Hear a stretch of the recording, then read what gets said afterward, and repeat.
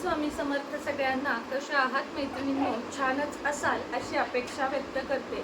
आजचा व्हिडिओ कोणतीही सेवा किंवा उपाय ह्याच्यावर नाहीये, त्यामुळं ज्यांना फक्त तेच व्हिडिओ पाहायचे असतात त्यांनी आजचा व्हिडिओ स्किप केला तरी चालेल, कारण कोणाचाही अनमोल वेळ मला घ्यायचा नाहीये. आजचा व्हिडिओ आहे जी आपण अघोरलक्ष्मी सिद्ध जपमाळ केलेली आहे त्याच्यावर आणि फक्त कुंचन सेवेबद्दल थोडीफार माहिती मला तुम्हाला या ठिकाणी सांगायची आहे.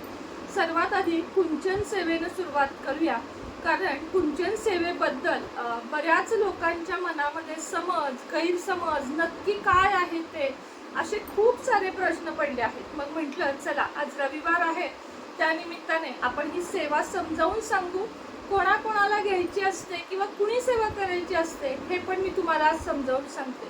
तर कुंचन सेवा ही आधी कुठून आली, तर ही आंध्र प्रदेशातली एकदम प्रभावी माता लक्ष्मीची एकदम प्रभावी सेवा आहे.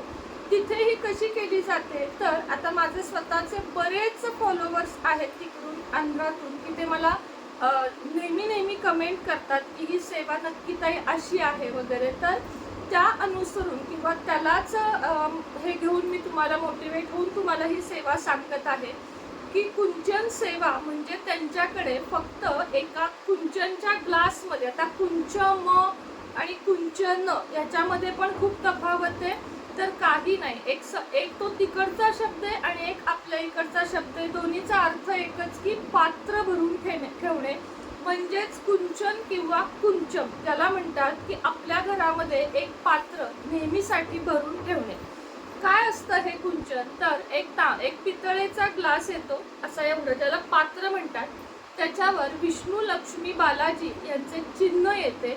त्याचप्रमाणे कधी कधी त्या ग्लासवर विष्णूंचं चिन्ह येतं, अष्टलक्ष्मीचं चिन्ह येतं, असे विविध चिन्हांनी बनलेला तो ग्लास असतो. त्याच्या खाली म्हणजेच ते पात्र असतं, त्याच्या खाली एक डिश येते आणि त्याच्या बरोबर कोणकोणतं साहित्य येतं हे समजून सांगते तुम्हाला. त्याच्याबरोबर मुख्य काय काय सामान लागतं, तर 5 कवड्या ज्या माता लक्ष्मीला खूप प्रिय आहेत, 5 गोमती चक्र ज्या माता लक्ष्मीला प्रिय आहेत, 5 कमळगट्टे मणी, 5 लाल गुंजा, 1 मोती, 5 एवढंच साहित्य महत्वाचं आहे. हे सोडून त्यात काय काय ऍड होऊ शकते, तर मोती शंख हा ऍडिशनल आहे. खरं सांगते तुम्हाला की मोती शंख हा वरून बॅन झालेला आहे. बॅनचा अर्थ काय आहे की ती एक सामुद्रिक संपत्ती आहे. बाकीचे छोटे शंख, शिंपले, कवड्या या अतिशय प्रमाणात मिळतात, पण जो मोती शंख आहे तो सामुद्रिक संपत्तीमध्ये मोडतो, म्हणजे त्याच्यावर आपल्यासारख्या सामान्य व्यक्तींचा अधिकार नसतो. त्याच्यासाठी खास लायसन लागतं ते विकण्यासाठी, तो आहे मोती शंख. आता हे मी स्वतःच्या मनानं बोलतेय का? बिलकुल नाही.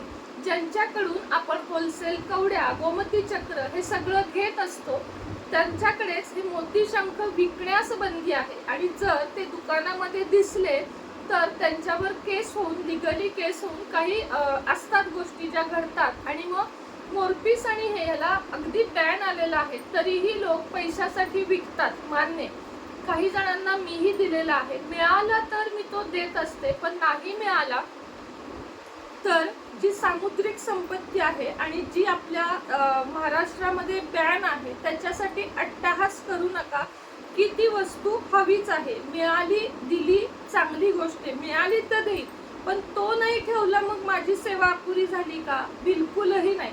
तुम्ही 4-5 वस्तू ज्या मी आधी सांगितल्या त्या मी तुम्हाला स्वतः सिद्ध करून देत असते, ज्यामध्ये ग्लास येतो, डिश येते आणि या 5-5 वस्तू येतात. आता यामध्ये तुम्ही ॲडिशनल काय काय करू शकता. मोती शंख बाजूला ठेवूया, यामध्ये एक चांदीचा कॉइन, चांदीची छोटी छोटी फुलं असतात ती म्हणजे कमळाची फुलं, चांदीच्या लवंगा, चांदीचा अक्षर, चांदीचा लघु नारळ. आता साधे नॅचरल लघु नारळ पण आपण देतो, पण ज्यांना इच्छा आहे चांदीचं साहित्य ठेवण्याची तर त्यांनी माझ्याकडे त्या पद्धतीनं चौकशी करा की ताई चांदीच्या साहित्यासहित कुंचन कितीला बसेल किंवा नुसता कितीला बसेल, अशी चौकशी करा. आता आपण त्यामध्ये 3 सेट ठेवलेले आहेत बघा. ज्याला डिश येत नाही ते कुंचन फक्त आणि फक्त 2200, एक जे डिश आणि ग्लास आणि 5 वस्तू ते 2500, आणि जास्त वस्तू त्या असतात, चांदी नाही, त्या असतो 2860 रुपये. असे 3 सेट आपण ठेवले आहेत. आणि मग त्याच्या पुढचे 3800, 4800 आणि मग चांदीचं साहित्य म्हणजे 7-8 हजाराकडे ते जातं. पण मला नाही वाटत की त्याची खूप गरज आहे चांदीच्या वस्तूंची. काय करायचं, थोडे थोडे पैसे साठवायचे, सोन्या चांदीच्या दुकानामध्ये जायचं, त्यांना म्हणायचं की मला लघु नारळ द्या, एक लघु नारळ घेऊन यायचा, पुढं पुन्हा पैसे साठवायचे, त्यानंतर चांदीचं हळकुंड, असं तुम्ही एक एक करून घेऊ शकता. एकदम धडामदिशी तुम्हाला तेवढे पैसे एकदम गुंतवायचे का? बिलकुल नाही. मग तुम्ही काय घ्यायचं माझ्याकडून, तर 2200, 2500 किंवा 2800चा सेट आणि एक अँटिक लक्ष्मी कुंचन आहे, जे छोटंसं पण अतिशय पारंपरिक आणि सुंदर आहे. तो जवळजवळ 4000ला सेट जातो. तर हे सेट तुम्ही माझ्याकडून घ्यायचे आहेत. आता सेवा कुणी करावी, तर सेवा कुणीही करू शकतो. विद्यार्थी वर्ग असेल तो चांगल्या विद्याप्राप्तीसाठी करू शकतो. लग्न झालेल्या जोडप्यांमध्ये बाळ नसेल ते पण लक्ष्मी कुंचन सेवा करू शकतात.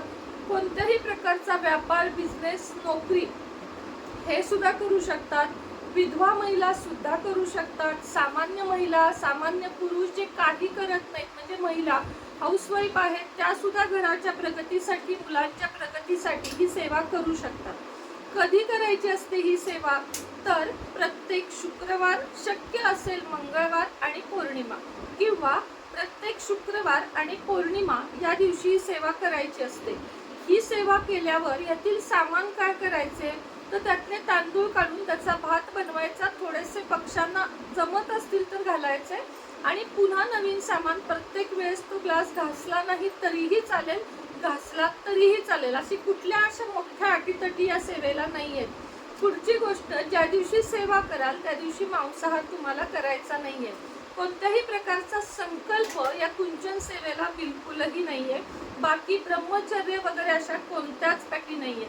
आता कुंचन सेवा म्हणजे नक्की काय, तर शुक्रवारी संध्याकाळी माता लक्ष्मी समोर बसावे, तुपाचा दिवा, तेलाची समई लावावी, ग्लास खाली छान रांगोळी काढून त्याच्यात डिश ठेवावी, त्यामध्ये अक्षता ठेवाव्यात, कडेने 1-1 रुपयाची, 5-5 रुपयाची, जी काही तुमच्याकडे 4-5 नाणी, 20 नाणी असतील ती ठेवावी. त्याच्यावर ग्लास, कुंकू, 1 मूठ तांदूळ, मूठ म्हणजे असं किंवा असं कसंही करू शकता, आणि हे साहित्य पुन्हा तांदूळ, हे साहित्य पुन्हा तांदूळ, असं म्हणत ओम श्री महालक्ष्मी नमो नमः या मंत्राचा जप करायचा. सगळ्यात वरती गुलाबाचे फूल, मोगऱ्याचा गजरा किंवा कमळ आणि लक्ष्मीची मूर्ती ठेवायची, किंवा लक्ष्मीचा चांदीचा कॉइन ठेवायचा. तर ही अशी सेवा आहे. हे झाल्यावर लक्ष्मी अष्टकम 16 किंवा 3 वेळा, आणि त्याच पद्धतीनं श्री सुक्त आणि व्यंकटेश स्तोत्र किंवा विष्णू सहस्त्रनाम 1-1 वेळा, एवढी सेवा करायची. आणि सगळ्यात शेवटी नमस्तेस्तु महामाये श्रीपीठे सुरपूजिते, हे जे आपण महालक्ष्मी अष्टकम वगैरे म्हणून झाल्यावर माता लक्ष्मीची आरती करायची, खिरीचा नैवेद्य दाखवायचा आणि घरातल्या सगळ्यांनी मिळून खायचा. शनिवारी उत्तर पूजा कशी करायची, काहीच नाही, तुपाचा दिवा लावायचा, हळदी कुंकू व्हायचं, अक्षता व्हायच्या, नमस्कार करायचा की माझ्याकडून जी सेवा झाली ती तू रुजू करून घे किंवा माझ्या घरावर कृपा कर, ते साहित्य सांगितल्याप्रमाणे काढून ठेवायचं. आता तुमच्या मनातल्या सगळ्या शंका गेलेल्या असतील, ह्याच्यात आता कुठलेही प्रश्न काढू नका की अजून काय, सगळं टोटल मी तुम्हाला सांगितलेलं आहे. आता पुढची गोष्ट, एखादा शुक्रवार चुकला तर काही होईल का, तर काहीही होणार नाही. तुमचा एखादा शुक्रवार चुकला किंवा पौर्णिमा चुकली तर तुम्ही पुढे कंटिन्यू करा. 21 शुक्रवार, 11 शुक्रवार अशी सेवा केली तरीही चालेल, कायमस्वरूपी केली तरीही चालेल. मध्ये थांबल्यानं काही दुष्परिणाम होतात का, तर काहीही होत नाही. पुढे आता बोलूया अघोर लक्ष्मी सिद्धी जपमाळेबद्दल. बऱ्याच लोकांना अजून ती ऑर्डर तुमच्यापर्यंत पोहोचलेली नाही, तर लक्षात घ्या, ती जपमाळ आपण सिद्ध करून देतो. म्हणजे 1.25 लाख जपावर सिद्ध केलेली ती माळ आहे. ती येण्यासाठी तुमच्यापर्यंत 15 दिवस, 1 महिना, 2 महिने सुद्धा लागू शकतात. त्यामुळे असं चिंता करू नका की का नाही आली, बुडले पैसे, का नाही आली, फ्रॉड झाला, फसवलं. अजिबात नाही. स्वामींना स्मरून किंवा लक्ष्मी मातेला स्मरून सांगते, ऑर्डरला उशीर झाला तरीही कुणाचाही 1 रुपया बुडणार नाही, याची तुम्हाला मी स्वतः खात्री देते. कारण आपण काय आज उठून आलेले कोणीतरी नाहीये, तर आपण जवळजवळ 6 वर्ष तर झाले की आपण या क्षेत्रामध्ये आहोत. आणि आजपर्यंत माझा जो अनुभव म्हणाल तर किमान 25 वर्षाचा माझा अनुभव आहे या सगळ्यातला, की मी तुमच्यापर्यंत या वस्तू देऊन तुम्हाला त्याचा लाभ झाला पाहिजे, हा माझा 100% प्रयत्न असतो. अघोर लक्ष्मी सिद्धी जपमाळ हा एक तंत्रशास्त्रातला प्रकार आहे, जो अतिशय सात्विक आहे. तंत्र म्हटलं की घाबरून जायचं का? नाही. तंत्र मंत्र ही एक सात्विक सेवा आहे. आपण कुठलंही काही वाईट करत नाही. तर माता लक्ष्मीला जरा लवकर प्रसन्न करून घेण्यासाठी आणि घरात भरभराट होण्यासाठी हा एक प्रयत्न आणि हा एक तुमच्यापर्यंत पोहोचवण्याचा माझा प्रयत्न आहे. ही जपमाळ जर तुम्हाला नको असेल तरीही चालेल, तुम्ही नुसता मंत्र माझ्याकडून घेऊ शकता. तो तुम्हाला मेसेज केल्या केल्या आपोआप येईल की ताई आम्हाला हवाय, आम्ही पेड करायला तयार आहे, आम्ही तुमची फी भरायला तयार आहे, आम्हाला फक्त मंत्र द्या, माळ नको आहे. तुमचंही काम सोपं आणि माझंही काम सोपं. पण ज्यांना माझ्या हातून हवं आहे त्यांनी वेट हा करावाच लागेल. ताई 2 आठवडे झाले, ताई 3 आठवडे झाले, ताई महिना झाला, नसेल तर पैसे परत द्या. ह्या अशा पद्धतीनं थोडेफार लोक, म्हणजे 99तले 1% लोक बोलतात. त्यांना मी ही विनंती करते की मी तुम्हाला ह्याच्या आधी सांगितले की मी अशा काही वस्तू विकत नाही ज्याच्यामुळे आपण जगूच शकत नाही. या वस्तू अशा आहेत ज्या तुमच्याकडे येतात तेव्हा तुम्ही त्याचा अतिशय चांगल्या मनानं स्वागत करा, चांगलेपणानं त्या बोलवा. कुठं पैसेच बुडले असे मनात भावना पण आणू नका. 1000 रुपये किंवा 500 रुपये ह्यातनं माझा संसार कायमचा होणार आहे ना, तुमचा होणार आहे. हे सगळं मला का बोलावं लागलं? मी कधीच बोलत नाही, पण काही एखाद दुसरा कमेंट मनाला दुखवणारा असतो. विश्वास ठेवा, विश्वासावरच आहे. असं नाही मी कुणाकडून काही मागवत नाही, पण मी जेव्हा मागवते तेव्हा मी भरपूर पेशन्स ठेवते. आता त्या व्यक्तीचं मला नाव नाही घ्यायचं कारण अलाउड नसतं, पण अशा एका प्रख्यात मराठी व्यक्तीकडूनच मी एक गोष्ट मागवलेली होती जी तेव्हा माझ्याकडे नव्हती. 2.5 महिन्यानंतर मी एक मेसेज केला की सर काय असेल ते, की काय झालं माझ्या ऑर्डरचं. त्यानंतर सुद्धा 3-4 आठवड्यानं मला ऑर्डर आली, पण माझ्या डोक्यात असं कधीच नाही आलं की आपण त्यांना असं बोलूया. म्हणून अगदी कळकळीची विनंती आहे की येतात आणि कमेंटमध्ये लिहायला सुरुवात करतात. आता पेड कन्सल्टेशन सुद्धा रोज 2-2, 3-3च्या वर कॉल मी नाही घेऊ शकत, कारण मी पण माणूस आहे आणि तक्रारी नुसत्या ऐकायचे तर काही पण फेकायचंय का? नाही तर तुम्हाला त्याच्यावर सॉल्युशन द्यायचंय.